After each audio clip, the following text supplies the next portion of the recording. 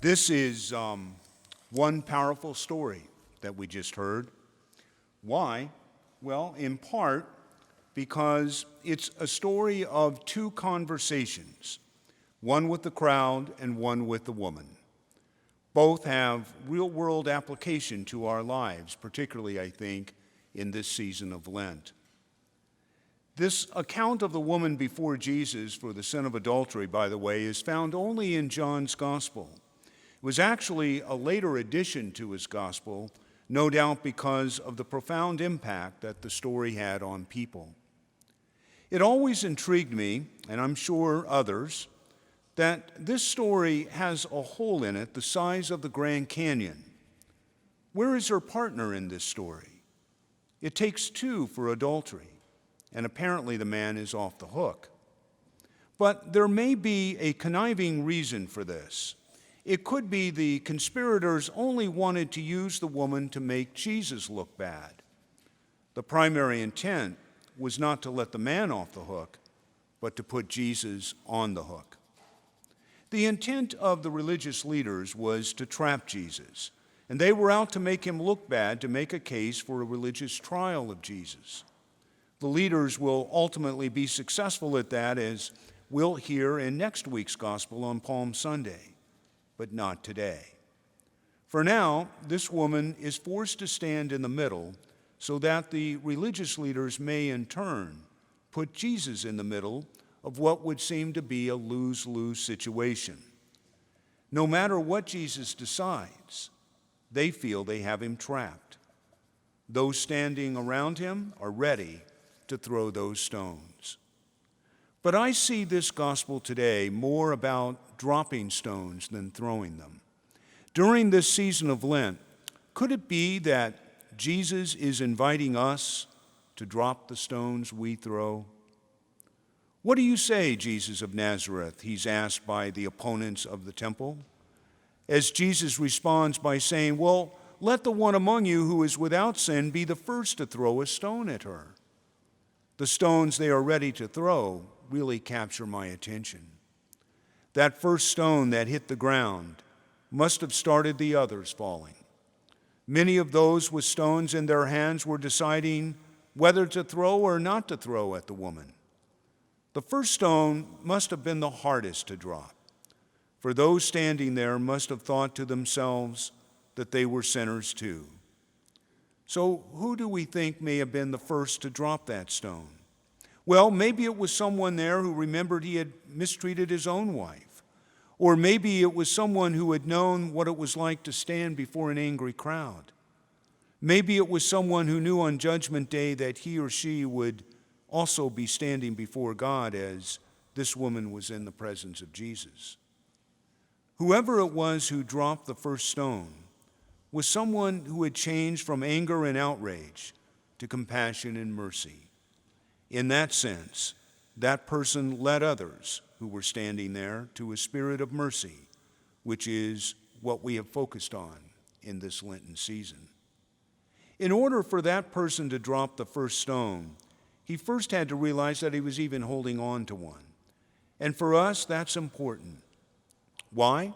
Well, because we all hold stones in our own hands, and we often throw them at each other. Sometimes we, without even realizing it, have our hands around a stone that we're ready to throw at someone else. Now we may think, wait a minute, I'm not like those people in the gospel who are ready to throw a stone at the woman. I'm not like them. But if we're honest with ourselves, then we see we are like the ones who are ready to throw. Maybe the feel of that stone has become so comfortable in our hand that we don't even realize it's there. It's probably not a real stone, but it can be a stone of anger directed at someone. It could be the stone of gossip that we hurl at someone. It could be the stone of ridicule at school where we throw at someone in our texting messages. It could be any number of different kinds of stones that we hold in our hand. Take a look at your own hand, and determine what kind of stone you throw. Maybe we threw a bunch of them at people this past week. When we throw them at people, it really hurts them. maybe not physically, but emotionally. We all have a backpack full of stones that we carry around that we're ready to throw at coworkers or family members or even strangers and neighbors. Each time we throw a stone at each other, we throw it at Christ himself. And those stones have every one of our fingerprints on it, yours, mine, and all of ours. Like the person in the gospel story today who was the first to drop a stone, we need to be the first to do so in our life. If we claim to follow Christ, then we will do just that. Lent is a season for dropping stones. Do we dare to drop our own stones in life and live the life we are called to by Jesus? As Jesus says in the gospel, let the one who is without sin be the first to throw it. Think about how we may have hurt people. Think about how we may have insulted someone or ridiculed someone. Those kinds of stones can hurt. And in this season of Lent, we should drop them to the ground. But in reflecting on this gospel today, we need to remember there were two conversations. If the first conversation in the gospel was between Jesus and the stone throwers, then the second conversation in the gospel is between Jesus and the woman. After those around Jesus drop their stones, he turns and asks the woman, "Has no one condemned you?" And she responds, "No, no one."